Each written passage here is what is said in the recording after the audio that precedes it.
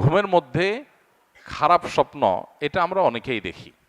এখন প্রথম কথা হলো, ভালো স্বপ্ন কি আর খারাপ স্বপ্ন কি, এটা সংজ্ঞাটা কি, কোনটা ভালো কোনটা খারাপ বুঝবো কিভাবে? উত্তর হলো, কিছু স্বপ্ন আছে যে স্বপ্নগুলো দেখার পর আমাদের মন প্রফুল্ল হয়ে যায়, মন প্রশান্ত হয়, ভালো লাগা কাজ করে, এগুলোকে আমরা ভালো স্বপ্ন ধরতে পারি।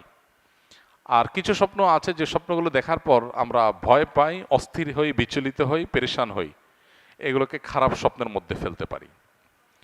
এবার আসা যাক এই ভালো স্বপ্ন এবং খারাপ স্বপ্নের মধ্যে আমরা কোনটা হলে কি করব। উত্তর হলো, স্বপ্নের ব্যাপারে যদি আমি ভালো কিছু দেখে থাকি তাহলে সেটা গণহারে সাধারণত বলে বেড়ানো উচিত না। যদি সেটার সাথে জাতীয় কোনো স্বার্থ জড়িত থাকার মতো বিষয় না হয়, তাহলে সেক্ষেত্রে নিজের ব্যক্তিগত আপনার স্বপ্নের কথা বাইরে গণহারে বলা বেড়া উচিত না। যারা স্বপ্নের ব্যাখ্যা জানেন এরকম ব্যক্তিদের কাছে শুধু পেশ করা যায়।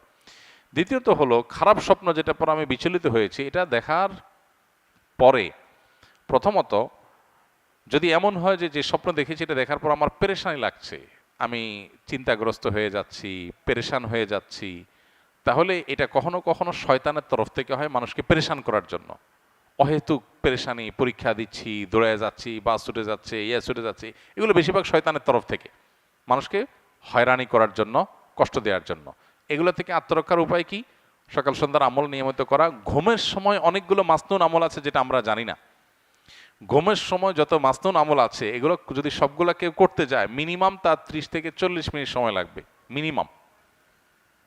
সে সবগুলো আমল করতে চাইলে এই পরিমাণ কোরআনে বড় বড় সূরা তেলাওয়াত করার কথা আছে, অনেকগুলো আমল আছে, সেগুলো করে যদি শোন, অজুর সাথে শোন, ইনশাআল্লাহ আল্লাহ তাআলা হেফাজত করবেন।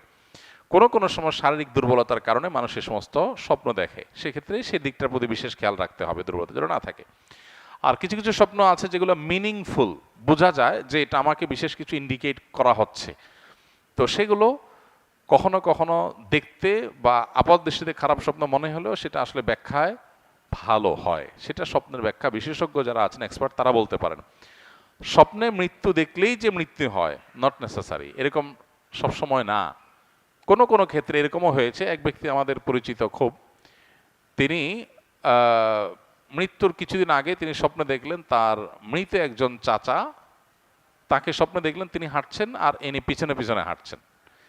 তো পেছনে পেছনে হাঁটছেন, এটা দেখার পর তিনি খুব বিচলিত হয়ে গেলেন, বললেন যে স্বপ্নটা আমার কাছে খুব মিনিংফুল মনে হচ্ছে, যে আমার মৃত চাচা, তাকে দেখলাম তিনি হাঁটছেন, কোনো কথাবার্তা নাই, এবং আমি পিছনে পিছনে যাচ্ছি, যেতে যেতে একটা সময় তিনি হারায় গেলেন, তাকে আর দেখলাম না, আমিও হারায় গেলাম। এর কিছুদিন পর দেখা গেল ওই লোকটা মারা গেছে, যিনি স্বপ্নটার কথা বলেছেন আমার কাছে, ওই লোকটা মারা গেছেন। তখন ওনার মৃত্যুর পরে বুঝে আসছে যে তিনি যে স্বপ্নটা দেখেছেন তার ব্যাখ্যা আসলে কি ছিল। তো এইভাবে অনেক স্বপ্ন আছে যে স্বপ্নগুলো মানুষকে অনেক কিছু ইন্ডিকেট করে। নবী করিম সাল্লাল্লাহু আলাইহি সাল্লাম বলেছেন, নবুয়াত বন্ধ হয়ে গেছে, কিন্তু ইমানদারদের মুবাশশিরাত, স্বপ্নের মাধ্যমে তাদেরকে বিভিন্ন বিষয় ইঙ্গিত করা, বিশেষ করে ভালো স্বপ্ন দেখার মাধ্যমে ভালো কিছু ইঙ্গিত করা, এটা কিয়ামত পর্যন্ত থাকবে এবং এটা নবুয়াতের একটা অংশ। বিদায় স্বপ্নকে একেবারে উড়াই দেওয়ার মতো বিষয় না। তবে হ্যাঁ, স্বপ্নের কিছু কিছু আছে যেগুলো শয়তান দেখা, যেগুলো পেরেশানির কারণে, শারীরিক দুর্বলতার কারণে হয়, সেটা আছে। বাট স্বপ্নের গুরুত্বপূর্ণ একটা পার্ট আছে, বেশ মিনিংফুল। আমরা আমাদের জীবন অনেক স্বপ্ন দেখেছি যেটার ব্যাখ্যা পরে আমাদের বুঝে আসছে যে হ্যাঁ, এটা তো মূলত এই জিনিসটা। তো এই জন্য স্বপ্ন নিয়ে আমাদের জানাশোনা বাড়ানো দরকার। দুর্ভাগ্যজনক বাস্তবতা হলো আমাদের সমাজে আজকাল স্বপ্নের ব্যাখ্যা বিশেষজ্ঞ মানুষ পাওয়া যায় না, হারায় গেছে একেবারে। এক্সপার্ট মানুষ সেরকম একটা নাই। আলেমদের মধ্যেও ওরকম আলেম পাওয়া যায় না সচরাচর, যারা স্বপ্নের ব্যাখ্যা ভালো করে বুঝেন। এটা মুসলমানদের একটা বড় সম্পদ, এই জায়গাটা একটা বড় শূন্যতা তৈরি হয়ে গেছে। তো এটা নিয়ে কারোর মনোযোগ থাকলে সেটা খুবই প্রশংসার বিষয়, স্বপ্নের ব্যাখ্যা বিষয়। তবে সেটা অবশ্যই বেশ পাণ্ডিত্যের ব্যাপার এবং জানাশোনার মতো বিষয় করতে হবে, জানাশোনা সেভাবে করতে হবে। তবে মৃত্যু দেখলেই যে মৃত্যু হয়ে যায় স্বাভাবিক না, অনেক সময় উল্টাও হয়। এই জন্য স্বপ্নের ব্যাখ্যা যা দেখলাম তাই হবে, এটা জরুরি না। আহলে সুন্নাত ওয়াল জামাত মুক্তির পথ, কথাটি সম্পর্কে কিছু বলার অনুরোধ রইল। আহলে সুন্নাত ওয়াল জামাত মুক্তির পথ, এই কথাটা ঠিক আছে, কারণ নবী করিম সাল্লাল্লাহু আলাইহি সাল্লাম বলেছেন যে আমার উম্মতের মধ্যে ৭৩টি ফেরকা সৃষ্টি হবে। তাফতারিকু উম্মতি আলা ৭৩ মিল্লাহ কুল্লুহুম ফিন নার ইল্লা মিল্লাতুন ওয়াহিদা। এই 73টি ফেরকার সবগুলো জাহান্নামে যাবে, একটা বাদে। সে একটা যেটা জাহান্নামে যাবে না, সেটা কোনটা? নবী সাল্লাল্লাহু আলাইহি সাল্লাম বলেছেন সেটা হলো মা আনা আলাইহি ওয়া আসহাবি, আমি এবং আমার সাহাবীরা যে আদর্শের উপর থাকবে। আহলুস সুন্নাতি ওয়াল জামাআত মানে কি? আহলুস সুন্নাতি ওয়া জামাআতিস সাহাবা, অর্থাৎ সাহাবীদের মৌলিক এবং সমষ্টিগত সামষ্টিক যে আপনার দর্শন সেটাকে, এবং নবী সাল্লাল্লাহু আলাইহি ওয়াসাল্লাম সুন্নাহকে অনুসরণকারী। আমাদের সমাজে এর বিপরীতে অনেক লোক আছে যারা সাহাবীদেরকে মানে না, সাহাবীদের প্রামাণ্যতা, তাদের ব্যাখ্যা, কোরআন হাদিসের ব্যাখ্যাগুলো তাদের থেকে নেওয়াটাকে বিশ্বাস করে না, যেমন রাফেজি শিয়ারা আছে। অনেকে আছে যারা এক্ষেত্রে বিভ্রান্ত হয়ে গেছে। তো আহলুস সুন্নাহ জামাত এদের সম্পর্কে নবীজি বলেছেন এরা শুধু মানে তারাই শুধু জান্নাতে যাবে যারা সুন্নাহ এবং সাহাবীদের জামাতকে ধারণ করে। সাহাবীদের জামাতকে ধারণ করা মানে সাহাবীদের সামষ্টিক চিন্তা ভাবনা এটাকে ধারণ করে, কোরআন এবং হাদিসকে বোঝার ক্ষেত্রে সাহাবীদের ব্যাখ্যাটাকে যারা এটার উপর নির্ভর করে। বরং সাহাবীদের কথাকে বাদ দিয়ে কেউ যদি নিজের মস্তিষ্ক প্রসূত ব্যাখ্যার উপর নির্ভর করে সে গোমরা হবে, সে পথহারা হয়ে যাবে। কারণ সাহাবীদেরকে রাসূল সাল্লাল্লাহু আলাইহি ওয়াসাল্লাম শিখাইছেন, তাদের থেকে আমাদের শেখার ট্রাই করতে হবে। তো এই অর্থে আহলুস সুন্নাহ জামাত মুক্তির পথটা ঠিকই আছে, এটা হাদিসেরই নির্যাস বলা যায়। কিন্তু আহলুস সুন্নাহ ওয়াল জামাত বলতে আজকাল অনেক এমন সংগঠন, ব্যক্তি, গোষ্ঠীকে দেখা যায় যারা আসলে সুন্নতের ধারে কাছেও নাই, সাহাবীদের ধারে কাছেও নাই। নাম আহলুস সুন্নাহ ওয়াল জামাত। তো নাম আহলুস সুন্নাহ ওয়াল জামাত লাগাইলে হবে না। তো নাম আতর আলী, গায়েতে গন্ধ বাইর হয়, তো এই আতর আলী নাম দিয়ে কি লাভ? বুঝে আসছে কথা?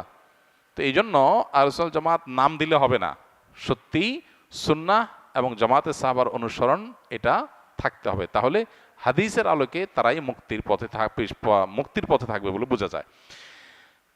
বিদেশে ইসলামী বিষয় নিয়ে পড়াশোনা, চাকরির সম্ভাবনা নিয়ে বললে উপকার হতো। প্রশ্ন পুরো বোঝা গেল না। ইসলামী বিষয়তে পড়াশোনা করতে বিদেশে যেতে পারেন, কোনো অসুবিধা নেই। চাকরির সম্ভাবনা নিয়ে বললে এটা চাকরি যারা এক্সপার্ট তারা বলতে পারবে যে চাকরির সম্ভাবনা কোথায়, কোন কাজে কতটুকু আছে না আছে। আমি আমার জিপিএফ ফান্ডের সর্বনিম্ন বাধ্যতামূলক টাকা কর্তন করি, যতটুকু করি এর কম আর কমানো সম্ভব না। আর এটাও শুনেছি জিপিএফ এর টাকা চক্রবৃদ্ধি হারে বাড়ে। আপনি সহ আরও আলেমগণ এ বিষয়ে বক্তব্য শুনেছি। এখন আমার প্রশ্ন হলো, বাধ্যতামূলক টাকা কেটে নেওয়ার পরেও যদি সুদমুক্ত করার অপশন থাকে তাহলে সুদমুক্ত করা লাগবে কিনা? জিপিএফ ফান্ডের টাকা যেটা বাধ্যতামূলক কাটা হয়, ওটা অতিরিক্ত টাকা যেটা দেওয়া হয় সেটা সুদ না। এ বিষয়ে প্রায় সব আলেমগণই একমত। দেশের প্রথিতযশা এবং সুনামধন্য আলেমদের কারোরই কোনো ভিন্ন ব্যাখ্যা নেই, সবাই একমত। সুদের সংজ্ঞার মধ্যে এটা পড়ে না। সরকার বা আপনার প্রতিষ্ঠান আপনার বেতন থেকে একটা অংশ কেটে রেখে দিয়েছে বাধ্যতামূলক, এবং এই যে বাধ্যতামূলক কেটে রেখেছে সেটা আপনি চাইলেও আপনাকে দিবে না। যেই পরিমাণটা বাধ্যতামূলক কেটে রেখেছে সেটা আপনাকে যখন ফেরত দিবে চাকরির পরে, তখন সেখানে অতিরিক্ত যে টাকা যোগ করে দেওয়া হয় সেটা সুদ না। কারণ আপনি কোনো লোন দিয়ে অতিরিক্ত নেন নাই, আপনাকে কেমন যেন বেতনই দিছে কম, দেওয়ার সময় সে এবার বাড়ায় দিছে, ওইটা সে সুদ বললো, আসলে সুদ না।